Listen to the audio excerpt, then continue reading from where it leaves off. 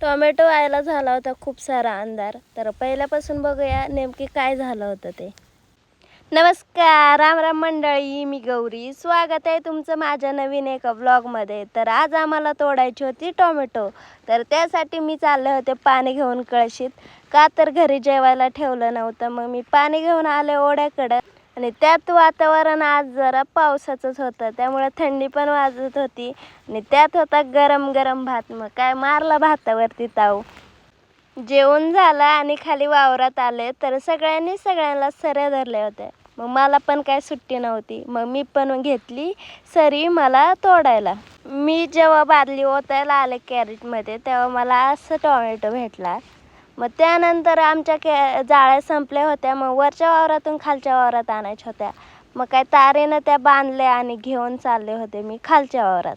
तर खालच्या वावरात आले तर भाऊने लावलं होतं इंदोरीकर महाराजांचं कीर्तन. आणि कीर्तन ऐकत ऐकत आम्ही तोडत होतो टोमॅटो. खालच्या पण वावराचे टोमॅटो तोडून झाले होते. मग ते कॅरेट खालचे वरती आणले आणि आता आम्हाला करायची होती वरच्या वावराला सुरुवात. तर मला हे जॉईंट असलेले टोमॅटो भेटले.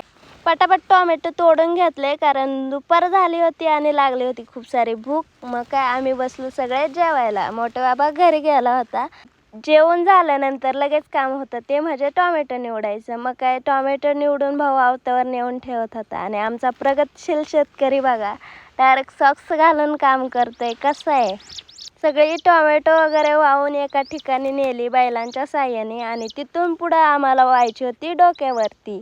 तर भाऊ माझ्याकडे आणून देत होता आणि मी नानीकडे द्यायची आणि नानी मोठ्या भावाकडे द्यायची. असं करीत करीत आम्ही सगळी कॅरेट वाहिली. शेतकऱ्याचं आयुष्य कधीच थांबत नाही, कारण आशेवरच तर शेत उगतं.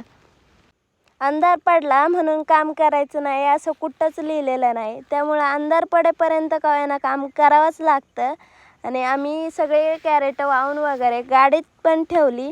आणि आम्ही आता जातो घरी. तोपर्यंत तुम्ही व्हिडिओला लाईक, शेअर, कमेंट आणि चॅनलला सबस्क्राईब करायला विसरू नका.